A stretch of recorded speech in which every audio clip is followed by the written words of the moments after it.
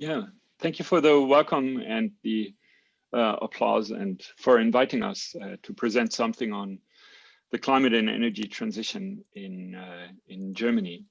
And maybe to introduce ourselves a little bit more, Jenny, Annika, and myself, we're working at the Wupertal Institute, and the Wupertal Institute is a research institute in Germany, an independent think tank that is dedicated to really sustainability research, very applied research, not very much like a university, but a lot of policy advice. Annika is based in our headquarters in Wuppertal, and Jenny and I are based in our smaller office in Berlin. But obviously all of us are at home due to Corona. And unfortunately, none of it is in South Korea, which would be our total preference to give this lecture physically. What we would like to present to you is, I start with a short warm-up, but then Annika will walk you through the German emission reduction targets, the climate targets. And as you've heard in the previous presentation, the climate ambition in Europe is rising, and so are the German climate targets are also getting more ambitious, more stringent. And we're going to look at some sectors in a little bit more detail, and what I want to focus on will be the energy sector and questions of how the energy transition, specifically in the electricity sector, will be brought about, what kind of measures and what kind of challenges we see there. And then we're going to have a first set of questions of answers. So you have the possibility to raise questions, and please put them in the chat, and we'll have a look. And then in the second part of our presentation, we will take a closer look at climate neutrality, and you see that really going towards climate neutrality. Just a second. I thought my video was on. Is it on now? Yes. Okay, now you can see me. Good, that's better. The path towards climate neutrality, and you will see climate really becoming climate neutral is quite a challenge. We're going to explain one scenario a little bit in more detail, and then have an outlook of climate neutrality by 2050. Is that actually in line with the Paris Agreement? But before we go into that, I'll like to do a small warm-up, and I'll like to ask a question. This is the total energy supply of one country, and please put into the chat what your guess is. Which country would that be? You see the light blue in top is coal, then comes dark blue is natural gas. There's a fair amount of nuclear. The yellow thing is waste and renewables, and then there's oil at the bottom. And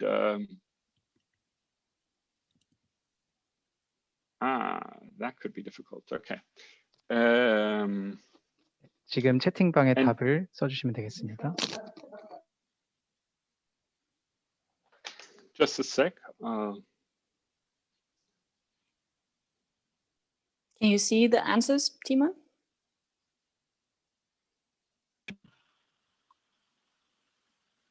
Oh, yeah, good choices. All correct. All answers are fully correct. This is obviously South Korea. You've guessed right. And then my second question is very easy. If you look at the other country I've prepared, who would that be? What country? Please put it into the chat. And while you put perfectly correct answers into the chat, why I ask the question is that I must admit that embarrassingly, I have very little knowledge about South Korea. And in presenting, developing this presentation, I thought, okay, I have to look up some things. And what I find, because I find it very important when we talk about climate targets, is to have a feeling of what our two countries are like and what the similarities and differences are like. And if you look at the energy consumption, you see that the amount of energy consumption today is very similar between the targets. The types of energy supply is very similar, with coal, natural gas, nuclear, renewables, oils, with similar shares. But you see a very strong difference. And the big difference definitely is that while the energy supply in Germany has been flat or even declining slightly, the energy supply in South Korea has been increasing. And there's definitely several factors, like the economic growth has been stronger in South Korea. There is population growth in South Korea, while the population in Germany is pretty much flat. I've not looked into energy efficiency, but I think when we discuss our climate targets, and you need some sort of frame of what you hear now from my colleagues and me on Germany, it's probably good to have a little bit of a background of the similarities of our countries, both very industrialized countries, a lot of energy consuming countries, fairly wealthy countries in a global comparison. But on the other hand, there are stark differences, and those are the differences, or this is one of the differences that we see. Having said that, I would hand over to my colleague Annika to walk us through the emission reduction targets. Thank you, Timon. Yeah, let's start by taking a look at the German government's current targets for reducing the greenhouse gas emissions. First, here you can see in red the annual German greenhouse gas emissions over the past 30 years. As you can see, there are some bumps, a few ups and downs, but overall, there's been a reduction of around 36%. And in 2019, Germany emitted roughly 450 million tons of CO2 equivalents, fewer greenhouse gases than we did in 1990. And that's obviously a good start and relates a lot to what Timon just said about German energy use and population and economic growth and everything. So now, over the past 15 years or so, the German government has been in the business of formulating emission reduction targets until mid-century, which you can see here in the green line. And the first target was actually for this past year. So it was to reduce emissions by 40% by the year 2020, as compared to 1990 as a base year. And this is then followed by targets to reduce emissions by 55% until 2030, then 70% by 2040, and finally the grand goal of climate neutrality by 2050. And a major milestone in German climate politics happened 2 years ago in 2019, when the goal of climate neutrality was actually signed into law. So this climate protection law, as we call it, also specifies concrete midterm goals for each emitting sector, which are annual reduction commitments. And unfortunately, a few years ago, the government coalition actually declared the 2020 target of 40% reduction to be unreachable. And while they would have certainly been right about this prediction, next slide, please. So they would have been right about this prediction if the German economy and with it key sources of greenhouse gases hadn't been slowed down by a global pandemic. So now from the looks of it, the 2020 target of 40% reduction was achieved after all. And these numbers are preliminary, but according to recent estimates, we reached a reduction of around 42%. And that we have to keep in mind that this is not really a victory of brilliant politics over the past few years, as much as it is, well, you could call it a faint silver lining on the horizon of a pretty bad year. And now the goal is a green economic recovery to ensure that this reduction that we've achieved isn't just temporary, but actually lays out the course for the new decade. And well, the 2030 target isn't far away now. So what does that mean exactly? What are the largest sources of emissions currently, and by how much do each of them need to be reduced to reach this goal? So here's an overview of current greenhouse gas emissions by sector in Germany.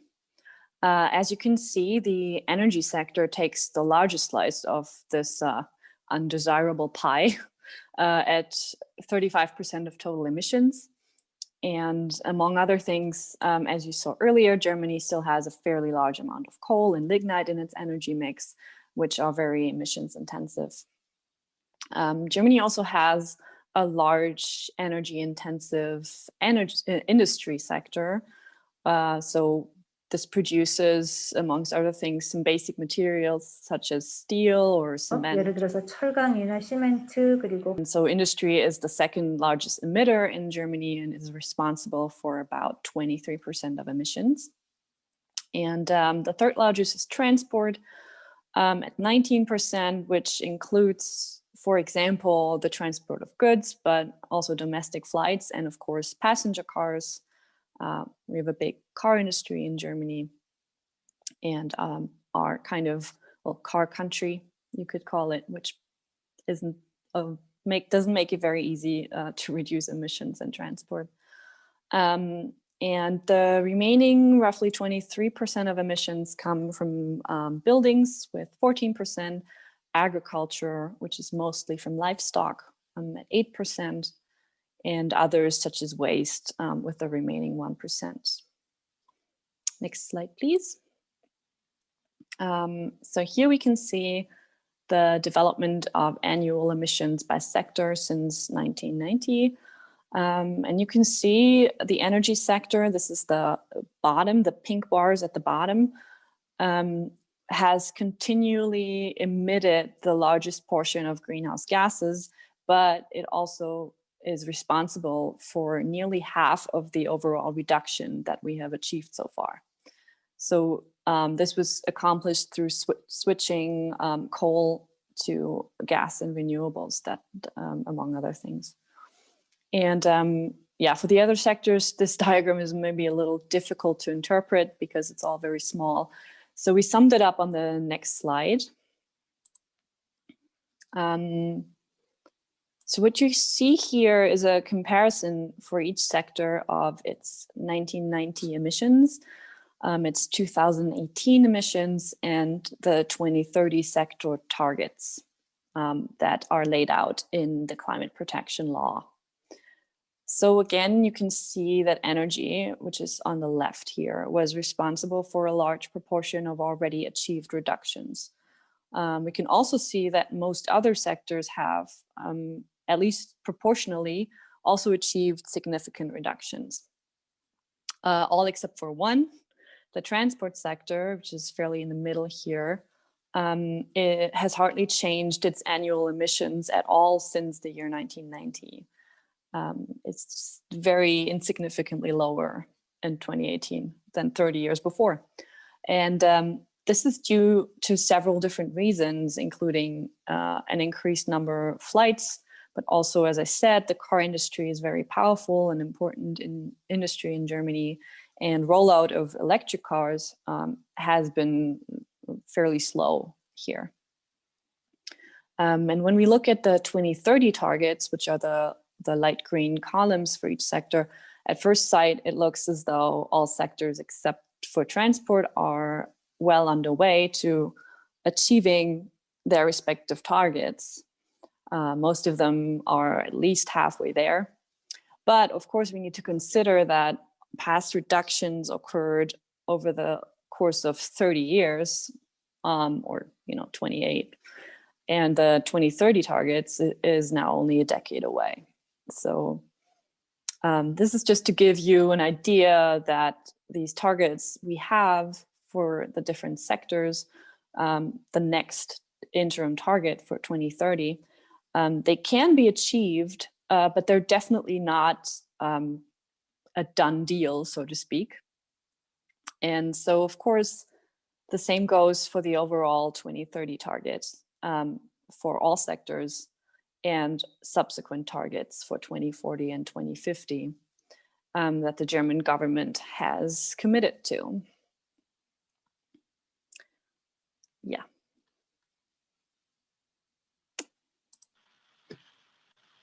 Okay, then I take over with a closer look at the energy sector, and you will find some similarities to what Alex presented in the previous presentation. First of all, maybe what the targets that Annika presented. What kind of challenges are this for the energy sector? It's this shift from fossil fuels to renewables that we need. We expect an increasing electricity demand because of increasing electrification, for example, in the transport sector, where electric cars are one of the ways of reducing emissions. And if you look at the chart with what our current policies are, we have support for renewables in the system, which basically aims at 9.7 gigawatt wind capacity. We have a coal phase-out plan for the year 2038, and we have a hydrogen strategy, which has about 10 gigawatt of hydrogen production by 2035. And we'll come back to those targets when we look at really the scenarios for zero carbon for a zero carbon economy. But I want to look a little bit more at some of the challenges that we're facing in those sectors. And the first sector I want to look at is coal and the electricity sector. And many people say, oh, the difficulty is bringing the renewables in and making storage and grid things, and a lot of technical issues on the energy supply side. And that is true, that is a challenge. But what we've been discussing over the last 5 years even more intensively is the question of jobs. And Alex in his presentation had mentioned that, that of course, the people who have been working in coal mining, the people who have been, who lived in the coal regions that earned their income from coal, for them, this shift to renewables is not a very good shift. And there has been strong protests and strong bargaining of trade unions and workers saying, we cannot phase out coal that quickly because it's a question of jobs. I want to look at jobs in coal, and that is very interesting. On this graph, you see the number of jobs in coal, and if you just look at the line, that is the total number of direct employees in coal mining, people who work underground in the coal mines, but also the management, but only the coal companies, no one else. And in the late 1950s, there were 750,000 people employed in Germany in coal mining. So that's quite a lot. While today, there's less than 20,000 people. And the reason why that development happened is nothing had to do with climate targets. It's been a question of mechanization, more machines and less manual labor, more efficient mining. The question of, or the opportunity to use other energy sources like oil, gas, and also nuclear in Germany reduced the need for coal. But also just the fact that coal in Germany is fairly expensive. It's very deep underground, and coal from the United States, from South Africa, from Australia and Colombia is cheaper.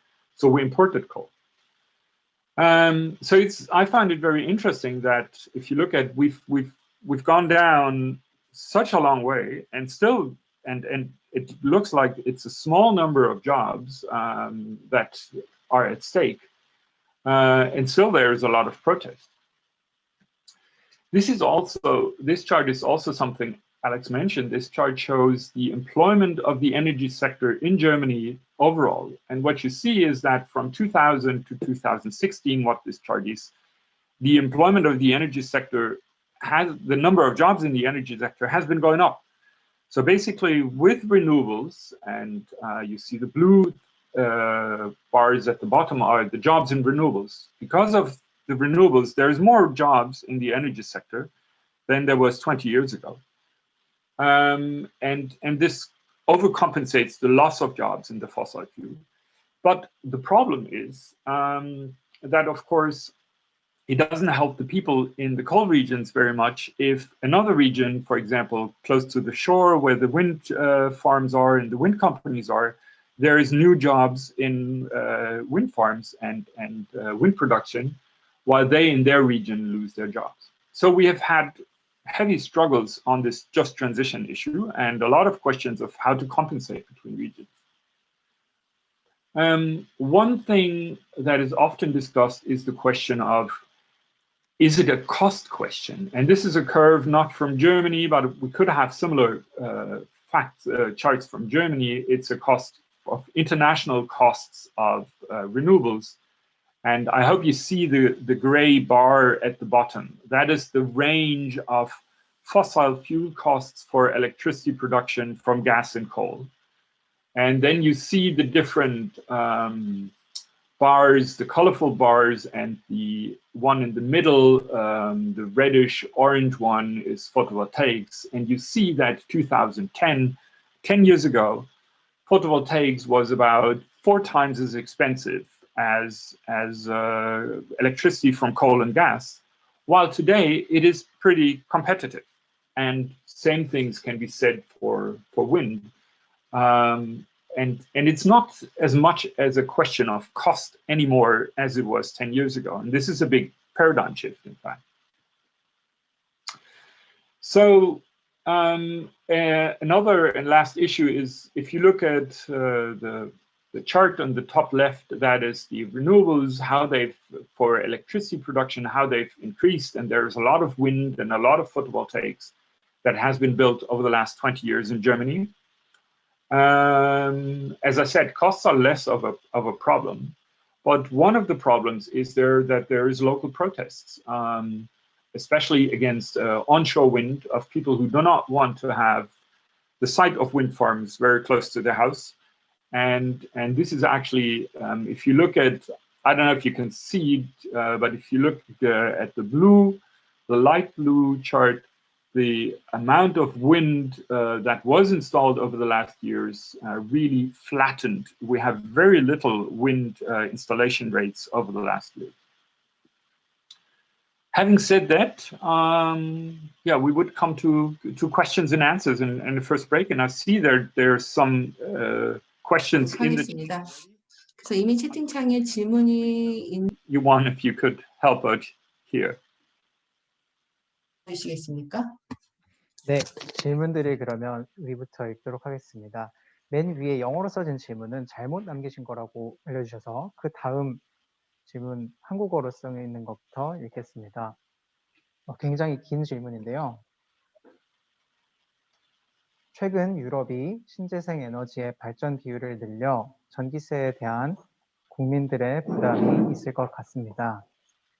앞으로 한국 또한 이와 같은 상황에 처할 텐데 현재 유럽과 독일에서 국민들에게 전기세 부담을 덜어주기 위해 어떤 제도가 시행되고 있는지 궁금합니다.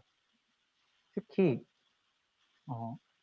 어떻게 그 높은 전기세에 대한 취약계층의 부담을 덜 수 있는지 궁금합니다.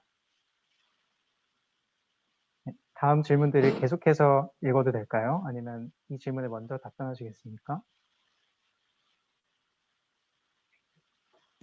Yeah. Annika and Jenny, I'll take that answer if you're okay. It's true. The electricity prices have gone up because of the support for renewables, but in fact, depending on how you calculate it, the increase in electricity prices has been fairly small because of the renewables. There were other factors that are more important. Gas became more expensive. Taxes in general have gone up. What you see on this chart, this is why I put it in, we've had 2011, 2013. It was at a time where we had a strong installation of renewables, especially photovoltaics. And if you look, and this is just the chart that I showed before, if you look at the cost of photovoltaics 10 years ago, then the photovoltaics were very expensive. And you may know that Germany has a feed-in tariff, so basically the costs are spread among all consumers. So that means we're today still paying for those expensive photovoltaic power plants that we built 10 years ago. The photovoltaic plants we would build today, they would be much cheaper, and actually they would not increase the costs by large. The interesting thing is when you talk about compensation, there is very little debate about electricity for costs for poorer people, because the electricity costs for the household are not a strong factor. It is for some very poor people, but in general, heating costs are more important. German winters are very cold. Transport costs are very important. And the electricity costs are very important for the energy-intensive industries. And actually, the only support mechanism that is in place with respect to electricity prices and renewables is in the energy-intensive industry, like aluminum smelters, like chemical industry, and the like.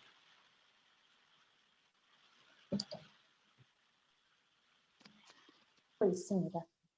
네, 그러면 다음 질문 읽어드리도록 하겠습니다. 조금 넘어가세요. 독일이 재생에너지로의 전환을 빠르게 이루고 있으나 부족한 전력을 인근 국가로부터 수입함으로써 그 비율을 유지하고 있다고 들은 적이 있습니다. 빠른 전환도 중요하지만 감당할 수 있는 속도로 발전해야 한다고 생각하는데 이에 대해 어떻게 보시나요?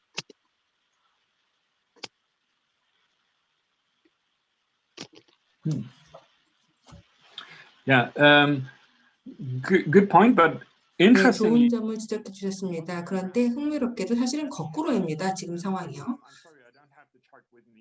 지금 차트를 갖고 있지는 못한데 나중에 보내드릴 수 있을 것 같은데요. 독일 같은 경우에는 전력 수출 물량이 지난 20년 동안 오히려 늘어났습니다. 그래서 현재 독일은요, 전력 수출을 전체 발전량의 10%를 이웃국에다가 수출하고 있습니다.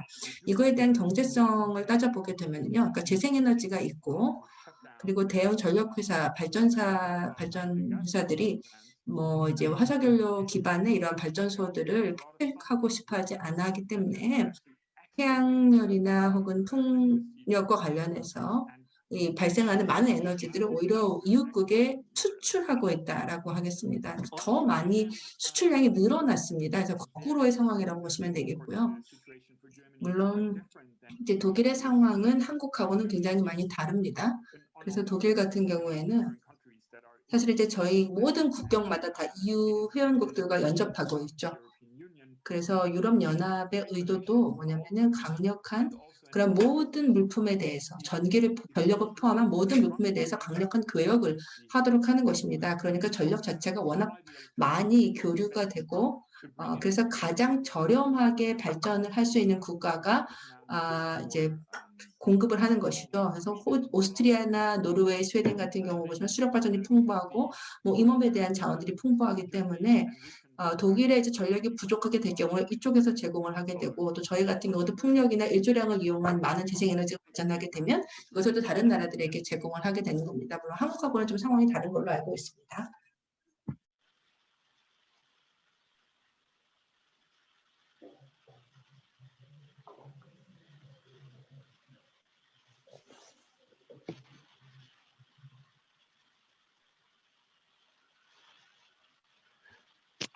Okay, the next question. This one is in English, so I will directly read it in English. Okay, how did people's interest in Green Deal change after the crisis of COVID-19 occurred?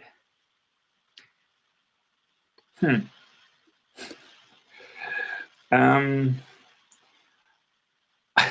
don't know. I give a brief intro, and maybe Jenny and Annika can add, because I think we have to distinguish between an expert discussion and the regular people, because for the regular people, my impression was climate issues were less important this year.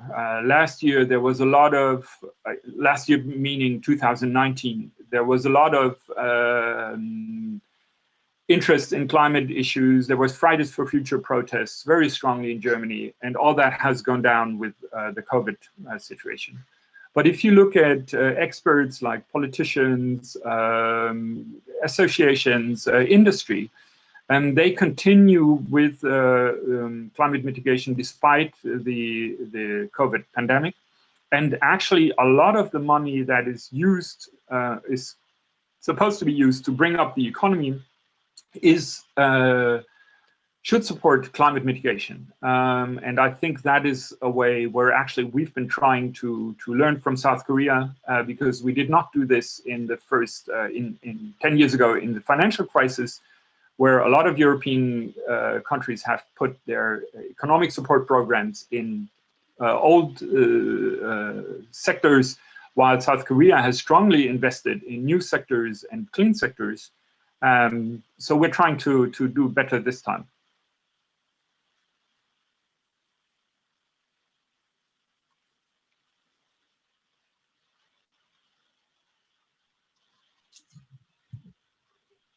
네, 중간 질문을 더 진행해도 된다면 지금까지 나온 거를 다 다루진 않고 좀 겹치는 것을 하나 모아서 전달한 후에 다음 파트 진행하면 좋을 것 같습니다.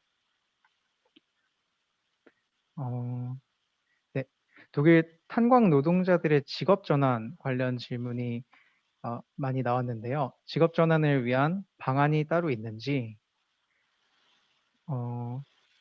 그리고 지역별로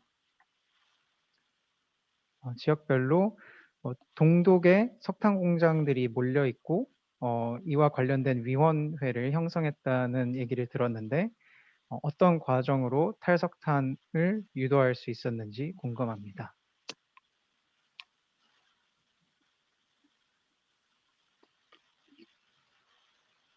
Yeah, interesting question. 네, 흥미로운 질문 감사드립니다.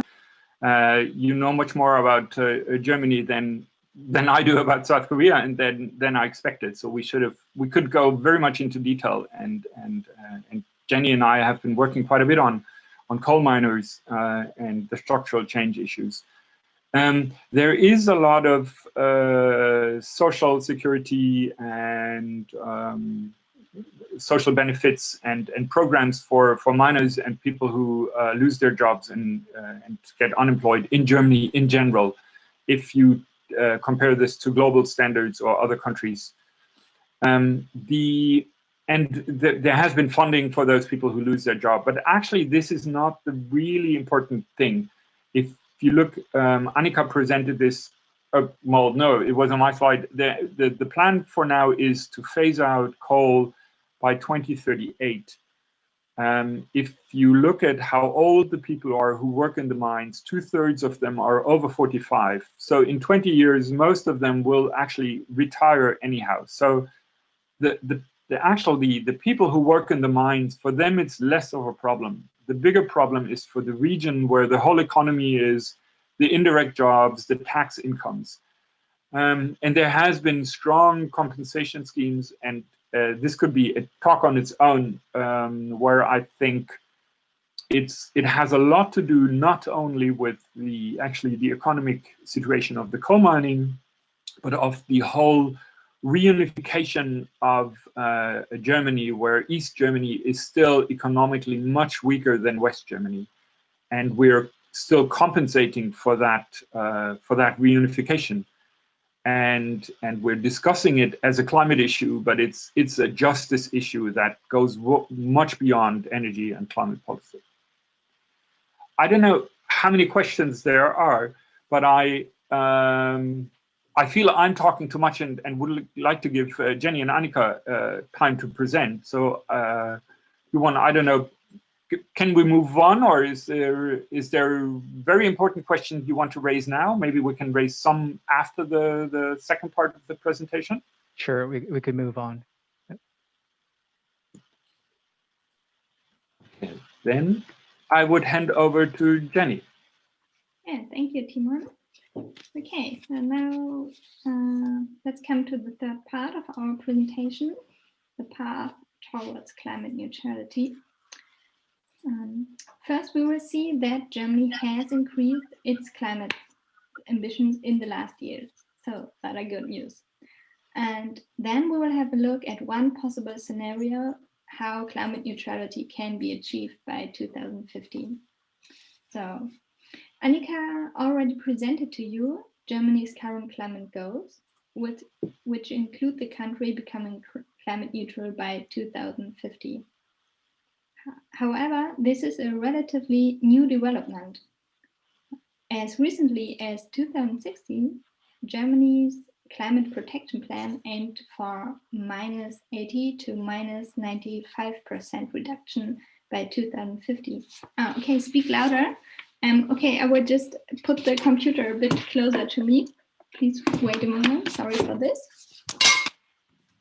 Thank you very much. If you could speak closer to the microphone. Yes. Okay. Okay, is it better now for you? Actually, can you speak closer? It seems that your voice is very far out in the distance. Okay, now I'm really close to my computer. Okay. It's still not better. Okay. Maybe I could just adjust my volume level. Can you please wait?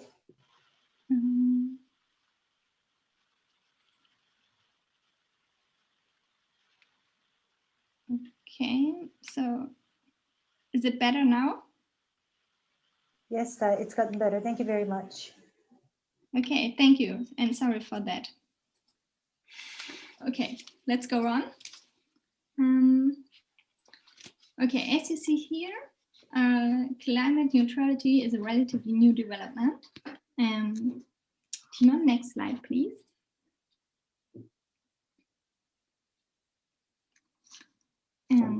In response to the Paris Agreement, Germany increased its long-term climate goal, which you can see on this. 장기적인 목표를 설정하였고 계획도 마련하였습니다. 그래프에서 보시는 것처럼 -95% reduction and climate neutrality. It seems to be quite a small difference, but that's not the case, as we will see later. And one point we see at this graph is that while Germany has increased its climate targets for 2050, the interim targets for 2030 and 2040 were not revised yet. And this is difficult for two reasons. First, it does not seem so smart to take 20 years to go from -40 to -70% and then reduce the last 30% in just 10 years. That seems to be quite difficult. And second, it's not just when a country becomes climate neutral that matters, but how many emissions are emitted by then. So if the interim targets are not adjusted, too many emissions will be emitted on the way to climate neutrality. But, next slide, please. As you know, climate policy 보시는 것처럼 is also shaped by the European Union. You've probably heard that in this section before. And the European Union raised its 2030 target to -55% as part of the Green Deal. For Germany, this would imply raising the national 2030 target to -65%. And since the European climate targets are mandatory for its member states, Germany will have to follow Brussels here sooner or later. Okay, so this was about raising Germany's ambition. And now we will have a look at a concrete scenario that shows how Germany can become climate neutral. Before we do this, I would like to say some words about scenarios in general. It's important to understand that scenarios are not a prediction of the future, nor are they necessarily linked to political commitment. What scenarios can offer is a description of possible future pathways. Thus, they can be used as a tool to understand challenges and options of how to reach a target better. So in our case, scenarios can answer the questions, what does a climate neutral Germany look like? And how do we get there? Next slide, please. For Germany and the European Union, there are a number of existing scenario studies that show different development towards a low carbon future. These scenarios differ, for example, in terms of their level of ambition or the extent to which they assume consumption and lifestyle changes. A recent scenario study that has received a lot of attention was commissioned by the German think tank Agora Energiewende. You can see the cover here. And this study explores a scenario which reaches climate neutrality by 2050, considers current targets and political developments at national and EU scale, and explores all key sectors under the German climate protection law. And the scenario describes itself as progressive as necessary and as conservative as possible. Progressive means that the scenario considers an increased 2030 target of minus 65%. And conservative means, for example, that the scenario does not consider radical changes in lifestyles. So how do we get to climate neutrality by 2050? According to the Agora scenario, in the first phase, the 2030 target is raised to minus 65%, triggered by dynamic at European level. And as you can see here, all sectors contribute to reaching it. The numbers you can see here indicate million tons CO2 equivalents. The reduction targets vary across sectors. This is since it's harder to realize some measures than others. And the greatest potential are in the energy sector, followed by the transport and the industry sector. Since we cannot go in detail through every sector, let's have a closer look at the energy and the transport sector. So in the energy sector, the reduction is mainly achieved by an accelerated phase-out of coal and the increased expansion of renewable capacity in electricity generation. So this scenario assumes that coal is phased out by 2030 instead of 2038. And the study assumed that this will largely occur due to changing market conditions for coal-fired power plants. Because with the increased EU reduction targets, the price for CO2 certificates within the European emission trading system will also rise. And this will make coal-fired power plants less competitive. However, since Germany just decided to phase out coal in 38, this might be quite a discussion to accelerate the coal phase out now. But as we see here, if we are taking climate neutrality and the European New Deal seriously, it may mean that the decision for a coal phase out in 2038 may be too late. And so according to the scenario, while coal is phased out quickly, renewable energies generate about 30% of gross electricity consumption. And for Germany, the most important renewable energy sources are solar energy, wind onshore, and wind offshore. In addition to that, the energy sector has to start to provide green hydrogen, mainly for the industry sector. Okay, so these are the challenges in the energy sector. Let's look at the transport sector. Annika has explained that this sector hasn't achieved any reduction so far. So we definitely need a change in current trends here. People use public transport, cycle or walk significantly more than today. And the share of electric cars will significantly rise. Freight trains instead of trucks will be used to transport a larger volume of goods. And 1/3 of the remaining road freight kilometers will be covered by electric trucks powered by batteries, overhead lines, and fuel cells. Okay, so this is a first look at what could be done in order to reach the 2030 target in line with the Green New Deal. Then let's look at the second phase from 2030 to 2050. Here we will see in this phase, the emissions should be reduced by 95%. As before, all sectors contribute, and in general, electrification will continue across all sectors, and hydrogen will become increasingly important. When we look at the energy sector again, this means, first of all, that power generation must be 100% renewable. All fossil fuels will be replaced by renewable electricity or hydrogen and synthetic fuels. And these are, of course, also produced with green electricity. Okay, and the transport sector, here the strategies we have seen until 2030 are reinforced. The public transport as well as shared vehicle use via carpooling will increase capacity.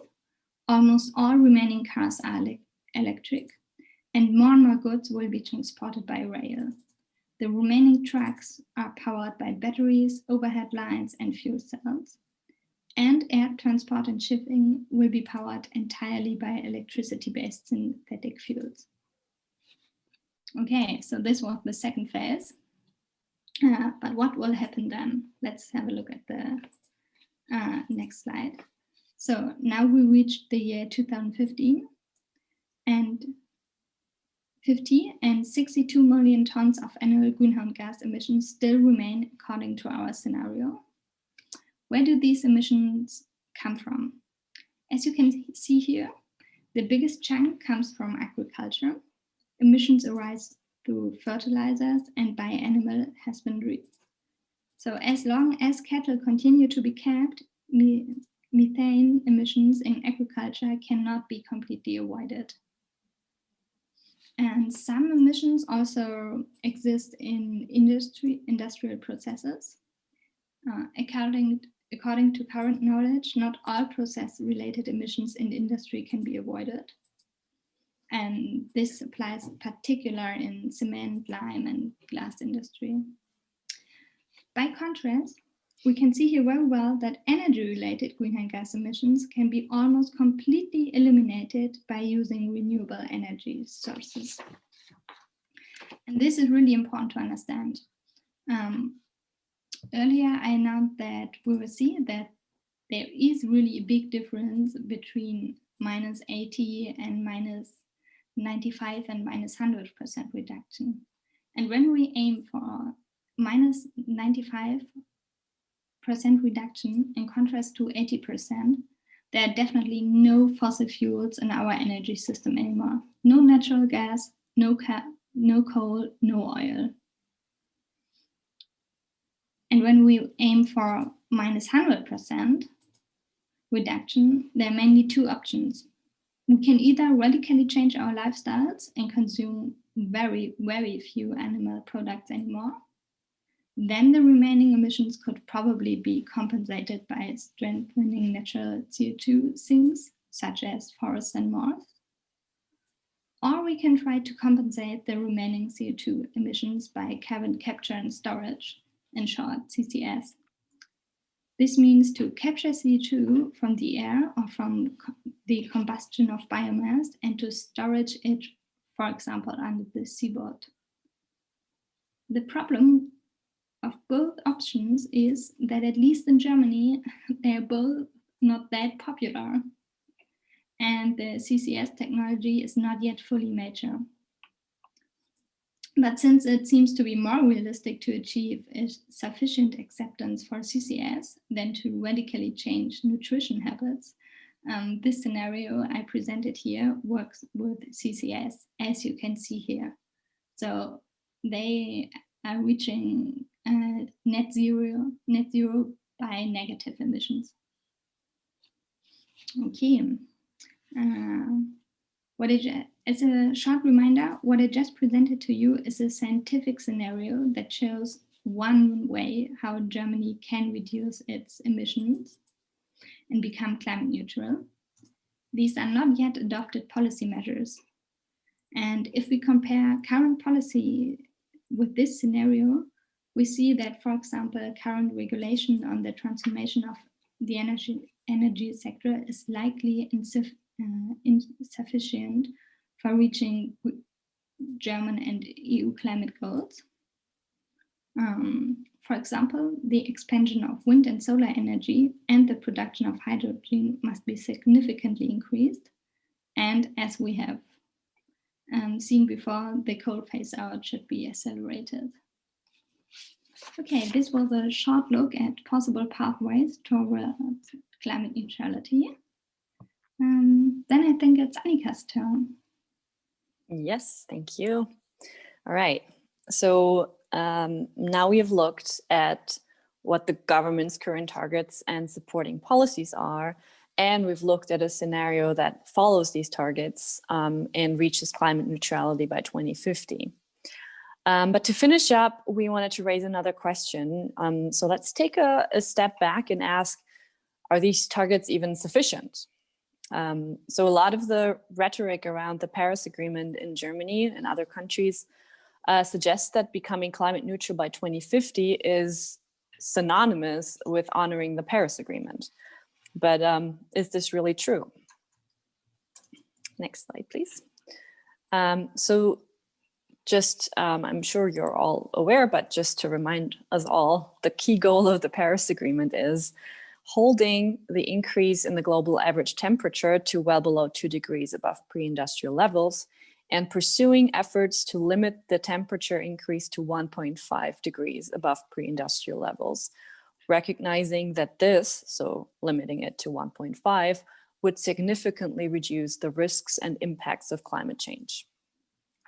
So remembering that the Paris Agreement is a contract between countries that is binding under international law, I think it's worth considering whether our national climate targets are actually in line with pursuing efforts to limit warming to 1.5 degrees.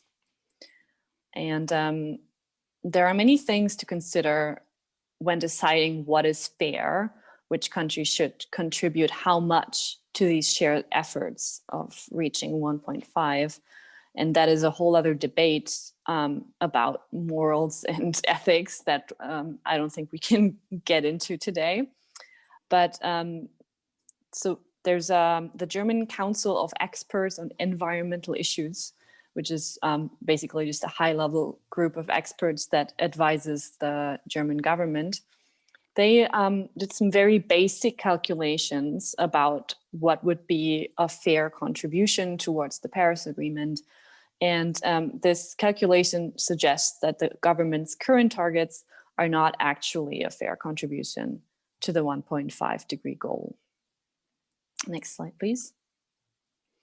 So what they did, this Council of Experts, was basically to assume that every person on this planet who was alive at the time of signing the Paris Agreement had the same equal right to emit the same amount of greenhouse gases until the 1.5 degree limit is likely reached. So as Jenny said earlier, when she talked about making the targets more ambitious, it doesn't really matter at what point we reach climate neutrality. Doesn't matter to the climate anyway, but it matters how much we emit until that point. So there's a carbon budget that we all have to stick to, and that doesn't care about any borders or which country deserves to emit how much. So we have to stick to that. And if we want to keep it simple, we can just assume that every person has the same right to emit whatever we can still emit until we reach 1.5 degrees. And so if we take that assumption, which we did, and then estimate that in this case, the German energy system, including everything we looked at before, so industry, transport, buildings, the energy sector, this whole system would have to become carbon neutral in the first half of the 2030s. So that would imply around 2035 at the latest, which is quite a bit earlier than 2050, you could say. So we did a study for Fridays for Future Germany, in which we explored what this would roughly entail to have an energy system that becomes carbon neutral by 2035.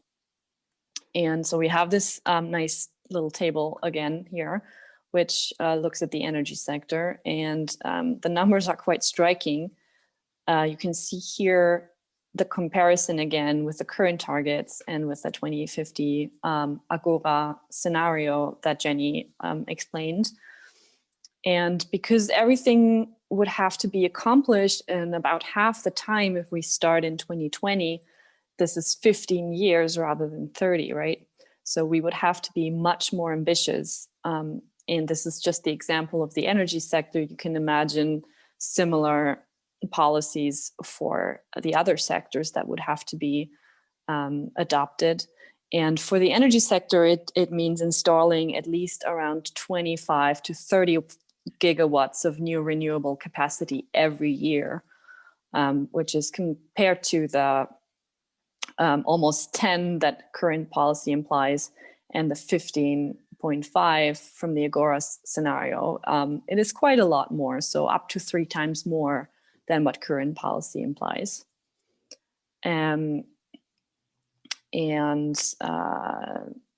Yeah, so the second part, obviously the coal phase out, 38 is too late if by 35 we want to be carbon neutral. We didn't calculate a specific year, but it would definitely have to be well in advance of that.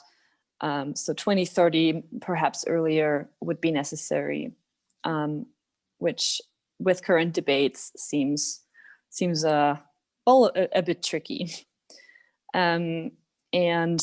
Lastly, it means installing 70 to 90 gigawatts of electrolyzer capacity by 2035, which is 7 to 9 times as much as the maximum installation that current policy foresees. So yeah, this is just to give you an idea of what current targets imply, and we're not saying that this is the definitive way to go. We took an assumption of equal right to emission, and we thought it through and thought about what this would entail, and see that we could be more ambitious than we are right now if we take this assumption. And yeah, so it's always worth questioning current goals and asking if they're enough. Obviously, how we can achieve them, but also should they be raised and by how much? So to summarize, we can say that climate targets in Germany are being revised, which is good. They will become more ambitious as time goes by and have been in the past. And increasing targets on EU level also lead to more ambitious targets in Germany, which is a nice added pressure there. And then for different sectors, we have electricity, which has already achieved the best reductions compared to the other sectors, but currently, due to a lot of the issues that Timon explained earlier, renewables installation rates are way too low, and coal phase out, while it has been decided, is too late, even for the 2050 goal. In transport, it's very difficult because of the high importance of the car industry. And in the industry sector, there has been a change of paradigm. So while there were low achievements over the last decade, now the rhetoric of the industry has changed, and carbon neutrality by 2050 is becoming a more established target with different companies and different industries. And yeah, lastly, the right framework conditions are, of course, important. We need ambitious long-term targets. We need carbon pricing that is effective. And of course, a slew of other policies need to be adopted. And yeah, that is it. Thank you very much for your attention. And I think we're going for some more questions now. 네, 이제 질의응답 시간을 갖는 게 맞습니까? 시간이 더 남았습니까? 네, 지금 현재 약 10분 정도 시간이 남았는데요. 저희가 사전에 또 이 강의를 위해서 받은 질문들이 있어서 그 중에서 최대한 조금 비슷한 것들을 모아서 지금 질문드리려 합니다. 네, 우선 먼저 질문 한국어로 읽겠습니다. 독일 에너지 전환 과정에서 전기요금이 인상되면서 전기를 직접 생산하는 프로슈머들이 늘어났을 것 같습니다. 전기 소비자 이탈로 인해 전력 회사들이 손실을 본 사례가 있는지 궁금합니다. 여기 한 가지고요. 또 연결되는 것으로 전기요금의 인상으로 인해서 소비자 물가가 올라간 그런 변화 사례가 있었는지 궁금합니다.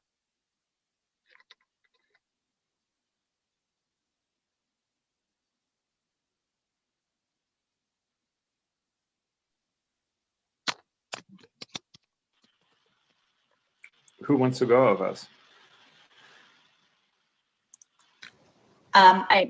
I didn't really hear the first part of the question due to internet issues, so maybe one of you two could answer.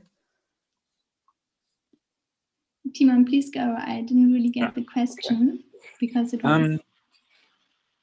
Yeah,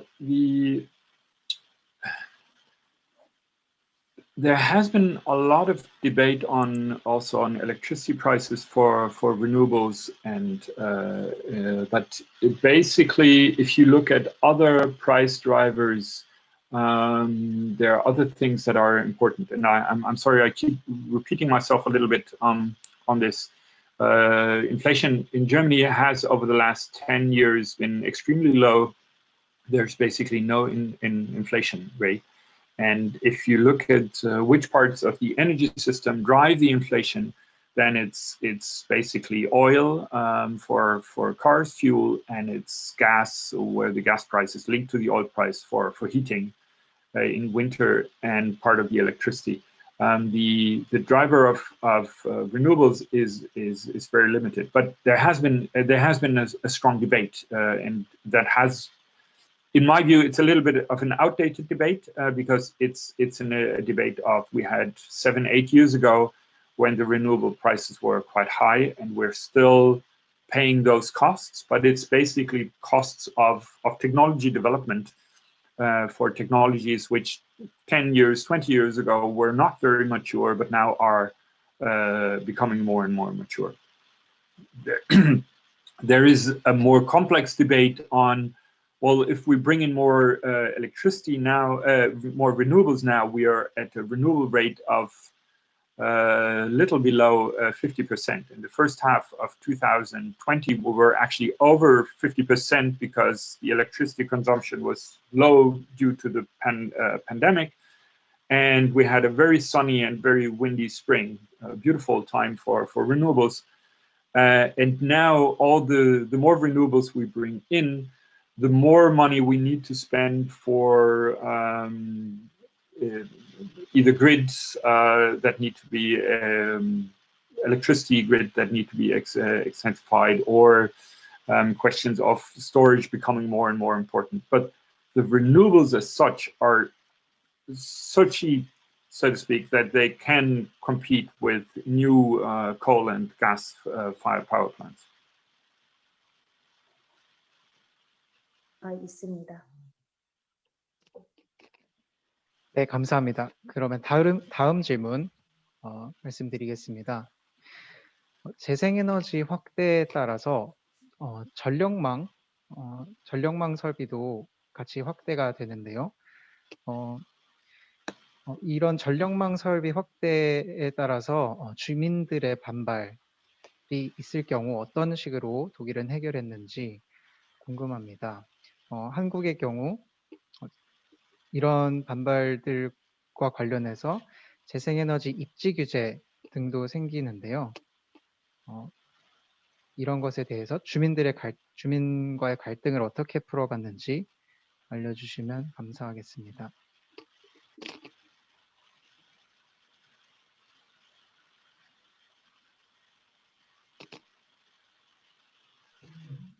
I'm not sure if I understood the question correctly due 예, to the connection. Was it about local opposition to renewables? 반발에 대한 질문이 맞으신가요? 네, 지역사회의 갈등, 반발에 대한 질문이 맞습니다. 단순히 재생에너지 설비의 확대에 따른 반발뿐 아니라 이에 따른 전력망 설비 확대에 따른 반발도 같이 질문드렸습니다. Mm-hmm. Yeah, there is quite a bit of debate. 네, 이 And 부분 관련해서 조금 I mean, there's two sides. If you look 15 years ago, Germany has promoted the renewables very strongly. And one thing that was, in my view, done very well was that the way the incentives were done for the renewables, it was taken care that the local communities profit from the renewables. For example, Germany changed its tax law so that the taxation of renewable power, for example, wind farms, is not where the owner of the wind farm lives, but it's where the wind farm is physically based. And Germany, just for this, changed a part of its tax law, so that a very rural community, a small town, where a wind farm is built, gets tax income if there is a wind farm. That in the beginning ensured a lot of support for the renewables, especially in the rural areas, because the farmers and the rural communities had new sources of income. Now, with more and more wind, especially, there's more opposition, and you mentioned also grid extension. There's a lot of thing. It's a difficult balance between. There is, of course, the idea of it's supposed to be a democratic process, and you want to ask local communities, and you want to bring them in a participatory planning process. On the other hand, there are a few voices that are very loud and that slow down the process. And Germany has not made good progress, for example, in extending its electricity grid, which is very difficult. So it's a challenge we're facing, and I don't think we have a good solution for it. One more point to this. I hope you can hear me now. One thing the German government did in order to reduce this conflict is that they increased the necessary distance between a windmill and a house. So now there really has to be a large distance between the place the windmill is going to be and the place where people are living. And in one way, we can think that this is a good point because so the resistance against new wind energy may be a bit less, but on the other hand, it gets more and more difficult to build these windmills because everywhere are houses, and since the distance has to be so big, there's not much space left. Mm-hmm.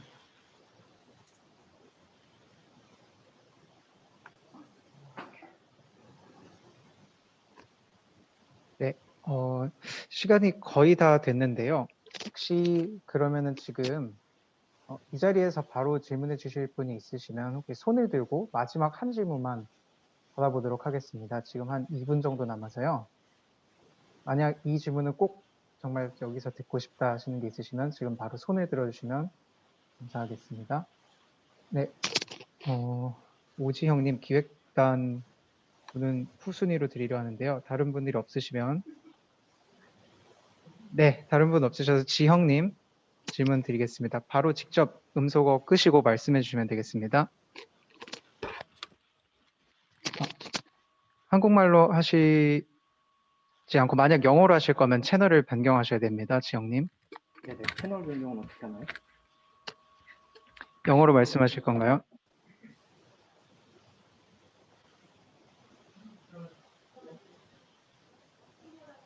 네, 잠시 채널 변경하느라 시간이 잠시 걸리고 있습니다. 양해 부탁드립니다.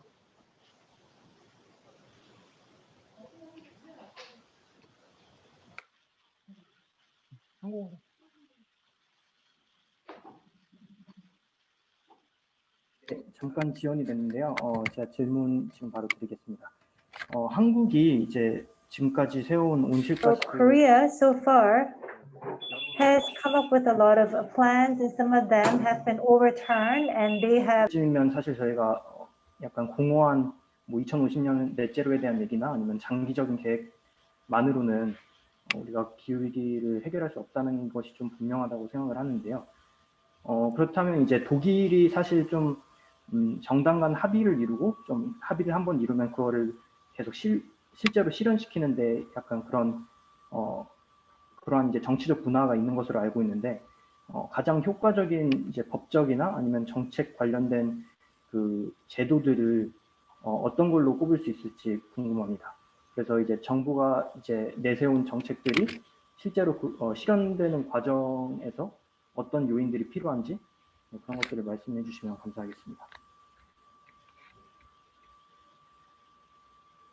What are the factors that you need to have in place? So what is really required to actually ensure the implementation of the plans?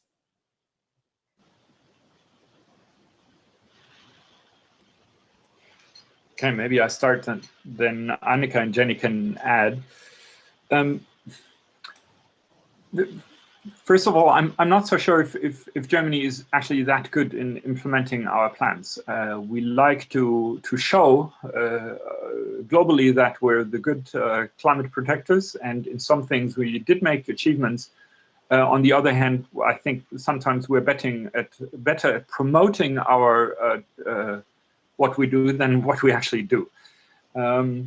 And having that said, I can flip back in a second. If you look at our climate targets, basically between 2010 and 2016, our CO2 emissions have not been going down, and that was a long phase in Germany where, despite all the efforts we've made, we did not get closer to our targets. And now over the last 2-3 years, there has been an increasing, or maybe 5 years, there has been an increasing climate debate, and the general public, some interest groups, science and NGOs have been pushing the politicians to really come up with more appropriate measures. But it has been ups and downs. And as Annika and Jenny pointed out, transport is a tough issue where we're still lacking things. Renewables were great in the past, but are now so-so, and we need to speed up. So despite all the good things that have been achieved, I do see a lot of deficits. And then, of course, we would now go into details of very specific measures of energy efficiency for buildings, for cars, for industry, what exactly worked and what works harder. Then we have a very detailed discussion that is probably beyond the time scope of this thing. But I just want to be cautioning that not everything is as great as it may seem from the distance. Yeah. I would like to add to that. So in 2019, as I said earlier, the climate protection law was adopted, and I think this is still fairly new. Before that, we had climate protection plans, which are not laws. And well, I think there is some hope that the fact that this has been signed into law, rather than just being the proclaimed goal of whoever is currently governing the country, will help bring the necessary changes and pressure about, and the fact that it also has binding sectoral interim targets, I think is promising. And well, that could be a way to get the different ministries responsible for the different sectors to implement strategies and policies to achieve these targets. And another thing to add to that is that the fact that climate neutrality has been signed into law was likely very much influenced by the Fridays for Future protest movement, which was very strong in 2019. And since they were then negotiating this law, the influence of the protest movement was definitely palpable there. That just to end on a more hopeful note, although I do definitely agree with Timon that Germany is quite good at acting the big climate protector versus actually achieving the targets that we set up. But hopefully we'll see in the future, maybe this will change and we won't just reduce our emissions because there's a pandemic, but because of good policy. 라고 있어서는 안 될 것이고요. 좋은 정책의 결과로서 있어야 될 것입니다. 감사합니다. 네, 감사합니다. 벌써 시간이 많이 지났기 때문에 오늘 강의 질문은 여기서 마치는 것으로 하겠습니다. 오늘 강의를 제공해 주신 세 분의 강사진께 감사 인사드리고요. 시간을 초과해서까지 열정적으로 강의해 주셔서 정말 감사드립니다. 한 가지 마지막으로 여쭤보고 싶은 것은 저희 질문이 나왔던 것들 중에 일부 너무 많아서 아직 질문을 못 드린 것이 있는데요. 혹시 이 질문들을 조금 정리해서 이메일로 추가로 문의드릴 수 있을지 궁금합니다. Sure, we can do that. 네, 감사합니다. 그럼 오랜 시간 수고 많으셨습니다. 강사님들 감사드립니다. Thank you for the invitation. Thank you very much. 네, 초대해 주셔서 감사드립니다. 감사합니다. Bye bye. Bye.